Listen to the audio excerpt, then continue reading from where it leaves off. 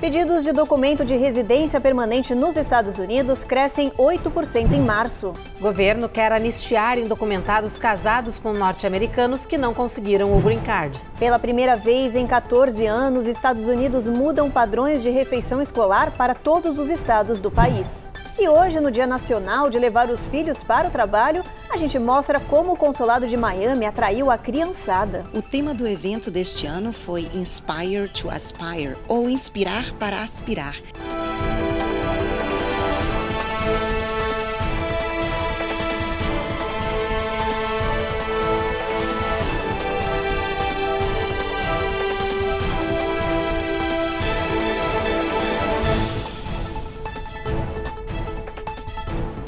Olá, muito boa noite. Boa noite. O Departamento de Estado norte-americano divulgou novos dados que mostram um aumento acentuado no número de pedidos de Green Card, o documento de residência permanente. Somente no mês de março, o aumento foi de 8% com relação a fevereiro. E os brasileiros estão na lista das nações que têm ganhado cada vez mais esse documento, como nos mostra a repórter Giovanna Locatelli.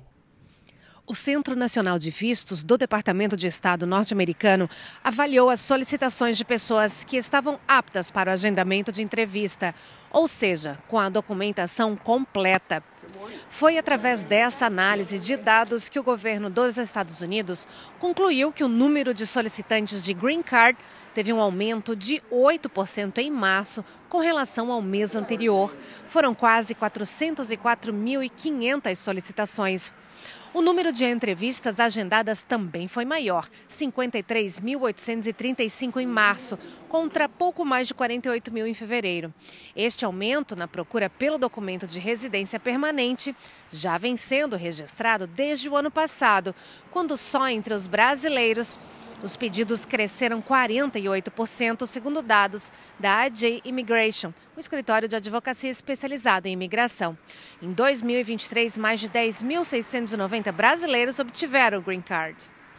E a expectativa é de que esses números sigam sendo superados daqui para frente, sobretudo por causa da falta de mão de obra que o país enfrenta. Isso abre espaço para profissionais estrangeiros que cada vez mais entram em competições de vistos de trabalho que dão direito à moradia permanente. Ainda falando de imigração, a Casa Branca está considerando aprovar uma ordem executiva que pode beneficiar muitas famílias de status misto. O presidente Biden quer dar anistia aos indocumentados que são casados com cidadãos norte-americanos. A ordem executiva, chamada Liberdade Condicional, está sendo analisada pelo governo americano. Se aprovada, essa medida pode beneficiar mais de 1 milhão de indocumentados que se casaram com cidadãos americanos, mas foram impedidos de receber o Green Card por histórico de violação de leis, como, por exemplo, a entrada ilegal no país ou falsificação de documentos. Com a regularização do status, os cônjuges de cidadãos vão poder conseguir autorização de trabalho e um caminho legal para a cidadania. A Casa Branca está avaliando se haverá implicações jurídicas ou não contra essa medida. A proposta é vista por analistas como uma tentativa de Biden de recuperar apoio dos imigrantes em um ano de eleição presidencial. A imigração é uma das principais questões que vem preocupando a população e que deve ser explorada pelos pré-candidatos Joe Biden e Donald Trump nas campanhas eleitorais. O conceito de prover um status temporário para cônjuge de cidadão ou cidadã americano é uma ideia maravilhosa, certo? Necessária, importante. Existem situações onde as pessoas, mesmo casadas com um cidadão americano ou americana, essa pessoa, por entradas e saídas do país ou por problemas de entrar ilegalmente no país, a pessoa acaba não podendo regularizar o seu status. Então, o status temporário seria um excelente band-aid, uma excelente solução temporária para essas pessoas. Agora, o que há de problemas com esse cenário? Primeiro, nós estamos num ano de eleição. Isso parece bom, acalma os imigrantes, né? Essa é uma coisa que a gente tem que levar em consideração. E segundo, o que acontece? O DACA, que começou uma ação executiva que começou em 2012, até hoje não tem uma resolução. Então, uma ação executiva tem que ser muito bem pensada para não criar o DACA 2.0. Uma equipe da Polícia Federal do Brasil embarcou hoje aqui para os Estados Unidos para uma nova fase das investigações que envolve o nome do ex-presidente Jair Bolsonaro. Os agentes vêm colher informações, documentos e imagens para concluir os inquéritos de 2 casos, o das joias e dos cartões de vacinação. No caso das joias, devem ser colhidos depoimentos com comerciantes das lojas onde elas foram vendidas e recompradas. É que a legislação brasileira proíbe a venda de presentes oficiais. As investigações apontam que relógios e esculturas foram negociados aqui nos Estados Unidos. No caso das carteiras de vacinação, o Ministério Público investiga a suposta fraude do documento do ex-presidente e também de 16 pessoas. A Justiça quer saber se Bolsonaro usou esse documento falsificado aqui nos Estados Unidos quando era proibido entrar no país sem a comprovação dessas doses. Nessa fase da investigação, os policiais devem visitar 4 cidades norte-americanas para essa investigação, sendo elas Miami, Orlando, Nova York e Wilson Grove. Depois do intervalo, pela primeira vez em 14 anos, os Estados Unidos mudam padrões de refeição escolar para todos os estados. E o governo alerta para a piora do surto de gripe aviária que já foi encontrada em amostras de leite vendido nos mercados.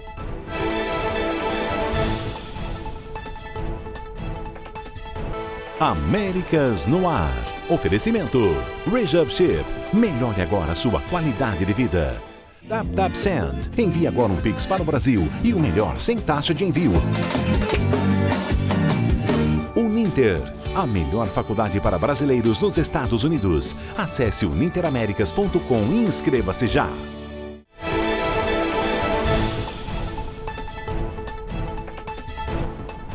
Um novo estudo mostra que o gênero do médico que te atende e cuida da sua saúde pode fazer a diferença. A pesquisa mostra que tanto pacientes do sexo feminino quanto do sexo masculino tiveram menor taxa de mortalidade e readmissão hospitalar quando foram tratados por médicas mulheres. A Eloaura Zen explica o porquê. Depois de pesquisas na Suécia e no Canadá comprovarem que médicas mulheres têm mais sucesso no tratamento de seus pacientes, agora é a vez dos Estados Unidos aumentarem esta lista e comprovarem a melhor performance delas. Para isso, os analistas observaram dados de 700 mil pacientes com 65 anos ou mais inscritos no programa governamental Medicare e hospitalizados entre 2016 e 2019. A conclusão é que tanto os pacientes do sexo feminino quanto do sexo masculino tiveram menor taxa de mortalidade e readmissão hospitalar quando tratados por médicos mulheres. O que mais chamou a atenção neste estudo, porém, foi que pacientes mulheres são mais beneficiadas quando atendidas por médicos do sexo feminino. De acordo com o levantamento, 8,30% das mulheres tratadas por homens morreram ao longo de 30 dias. Quando tratadas por médicas mulheres, a taxa de mortalidade delas no mesmo período caiu para 8,15%. Ainda que a diferença pareça pequena, os analistas afirmam que isso implica em cerca de 5 mil vidas de mulheres salvas todos os anos. Muitos fatores colaboram para o melhor resultado das mulheres médicas. Um deles pode ter a ver com o fato de que médicos homens podem subestimar a gravidade das doenças nas pacientes mulheres. Médicas mulheres, segundo os pesquisadores, tendem ainda a ter melhores habilidades de comunicação e uma abordagem mais centrada no paciente. Ser tratado por uma médica também pode ajudar a aliviar o constrangimento, o desconforto e os tabus sociais e culturais que podem surgir para pacientes do sexo feminino durante exames delicados, segundo os pesquisadores. Apesar dos bons resultados em laboratórios e hospitais, as mulheres ainda são minoria a usar jaleco nos Estados Unidos. De todos os médicos empregados no país, apenas 37% são mulheres. A expectativa é que pesquisas como essa abram caminho para que mais mulheres busquem oportunidades na área da saúde. Existe ainda uma certa restrição quando a gente fala do público feminino, no mercado de trabalho. Eu acho que a gente melhorou muito e evoluiu muito, mas é um caminho longo a ser percorrido.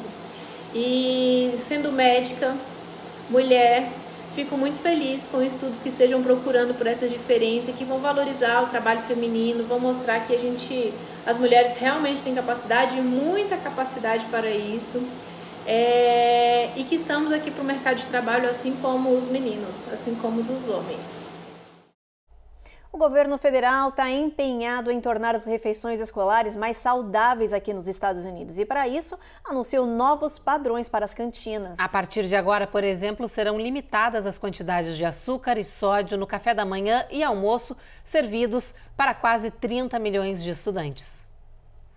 Pela primeira vez em 14 anos, o governo está reformando os padrões de refeição escolar em todos os Estados Unidos.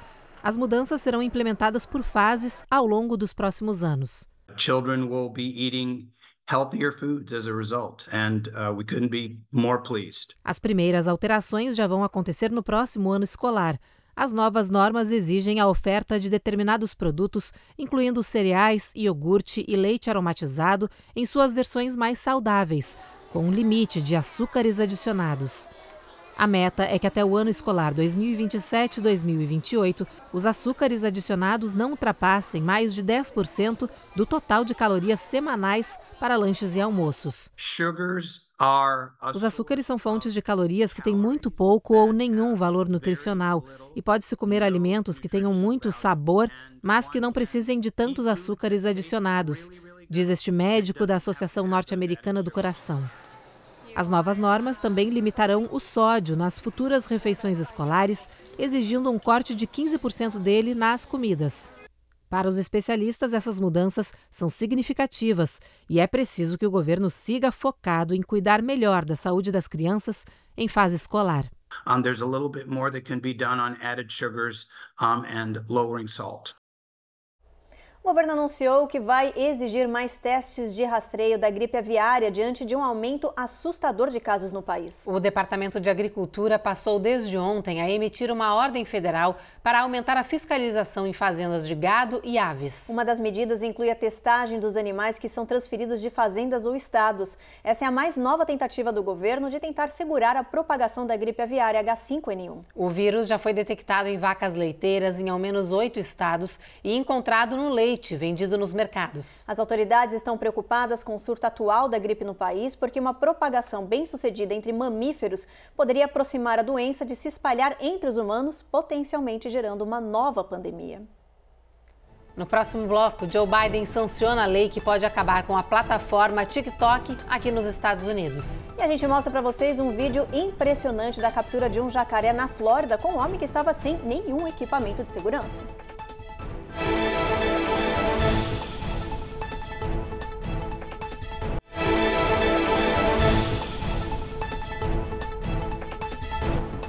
O presidente Joe Biden sancionou o projeto de lei que pode levar à proibição do TikTok em todos os níveis aqui nos Estados Unidos. A gente vem acompanhando esse caso aqui desde que o Congresso aprovou essa medida nesta semana.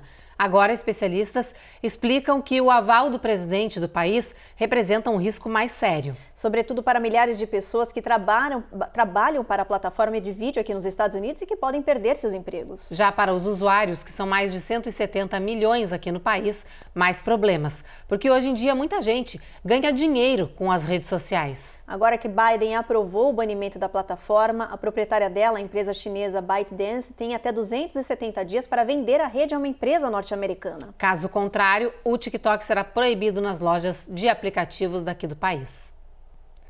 Na Flórida, um flagrante impressionante tem chamado a atenção de muita gente. É que um homem decidiu pegar um jacaré enorme no meio da rua sem qualquer item de segurança. Olha só.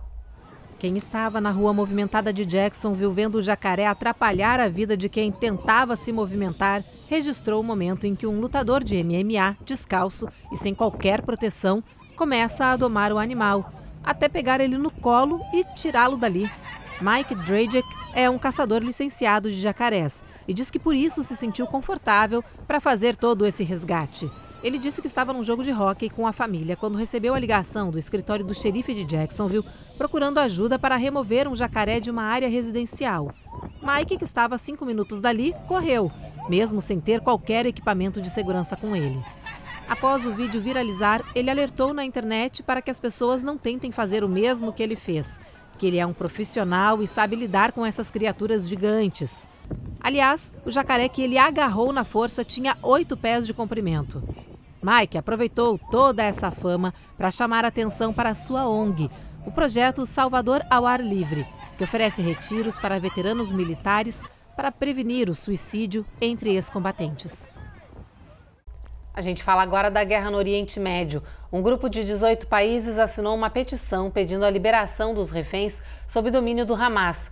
O Brasil também assinou esse documento. Em Jerusalém, familiares dos israelenses sequestrados mantêm os protestos contra o governo e pedem uma solução para a crise dos reféns. Os detalhes com a correspondente da Record em Tel Aviv, Denise Eudorice. Assinado pelo Brasil, Estados Unidos e mais 16 países, o documento pede a libertação dos reféns israelenses que ainda estão em poder dos terroristas do Hamas na faixa de Gaza. E enfatiza que o acordo que está em negociação vai trazer um cessar-fogo imediato e duradouro, além de facilitar a entrada de ajuda humanitária no território.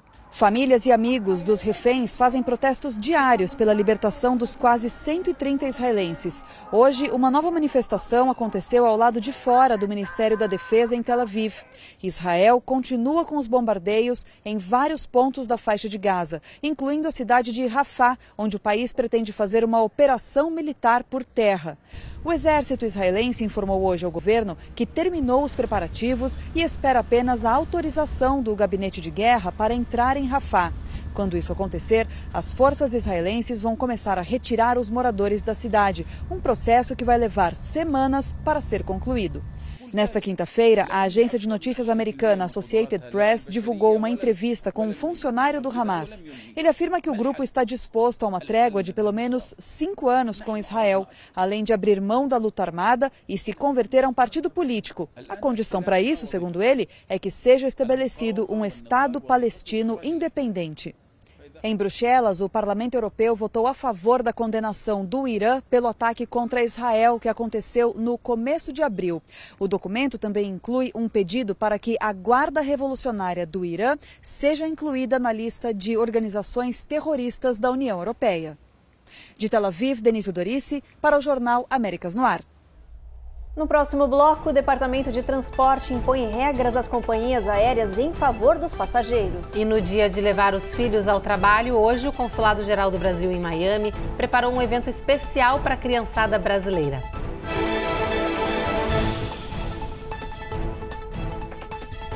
Américas no Ar.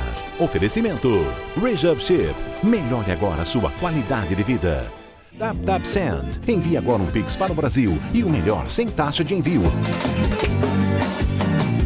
Uninter. A melhor faculdade para brasileiros nos Estados Unidos. Acesse uninteraméricas.com e inscreva-se já.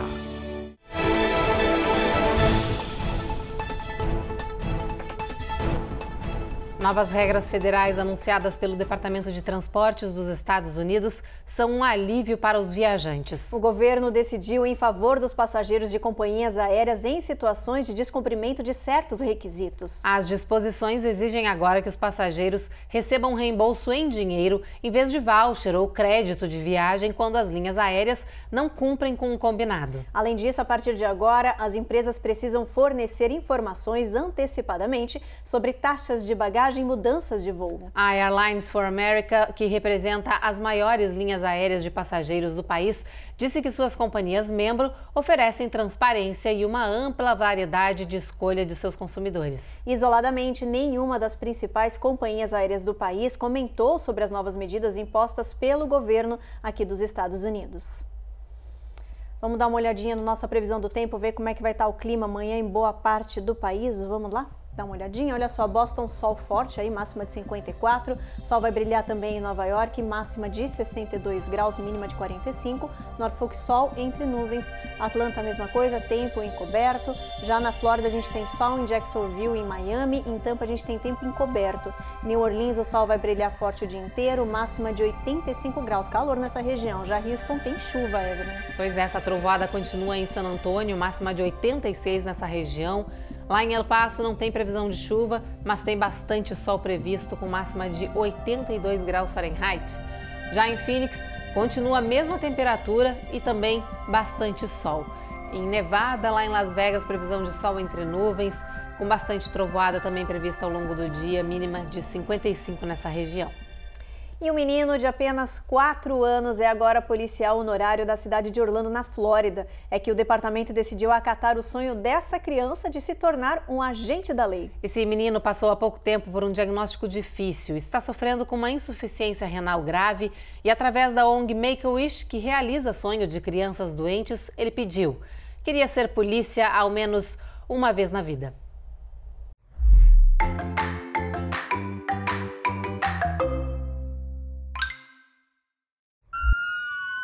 Um dia na vida de um policial de Orlando nunca começa antes de estacionar a viatura no pátio. E foi assim com o pequeno Stone Hicks. O menino de 4 anos enfrenta uma insuficiência renal gravíssima. Há 2 anos, seu pai chegou a doar para ele um dos rins. Desde então, ele vem se recuperando, mas muito lentamente.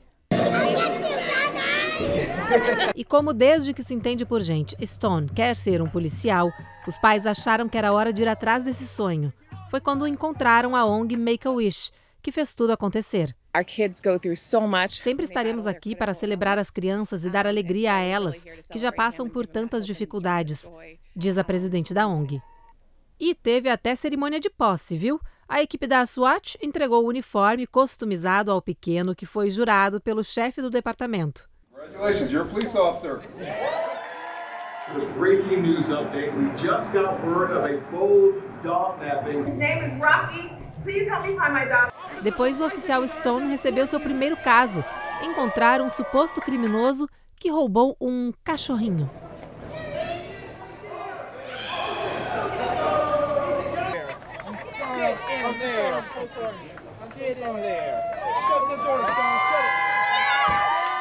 E foi assim, cheio de atitude, que o pequeno oficial Stone ganhou o dia.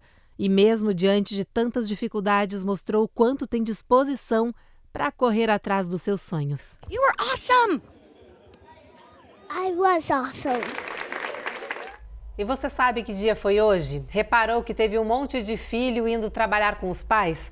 Pois é o Dia Nacional de levar as crianças para o emprego e mostrar um pouco sobre o mundo adulto do trabalho. E para os brasileiros que moram aqui nos Estados Unidos, não foi diferente. Os funcionários do Consulado-Geral do Brasil, em Miami, levaram seus filhos para ver de perto o que eles fazem na sede diplomática, e a repórter Coni Rocha acompanhou tudo de perto.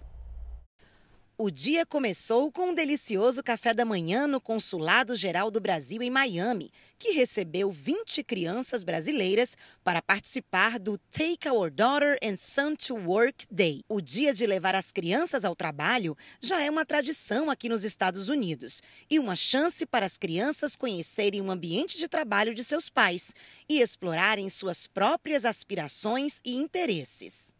E muito recentemente começaram a criar temas para o feriado. A vice-cônsul Gilda Araújo de Souza ensinou às crianças um pouco sobre a origem desse dia e de como é importante encontrar felicidade no que fazemos. O feriado surgiu com a ideia de Gloria Steinem e MS Foundation for Women, para incentivar as meninas a ir ao trabalho com seus pais e ver a infinidade de funções que elas podem exercer no futuro. Somente em 2003 que os meninos foram incluídos. E esse ano é Inspirar para Expirar. E vamos fazer atividades para que elas aprendam a escolher uma função para ser felizes no que fazem. Depois da palestra, as crianças participaram de atividades criativas, como montar o seu próprio Ikigai, uma mandala que estimula a trabalhar interesses da vida pessoal e profissional. O tema do evento deste ano foi Inspire to Aspire, ou Inspirar para Aspirar, e levou as crianças a refletirem sobre seus sonhos e objetivos de vida.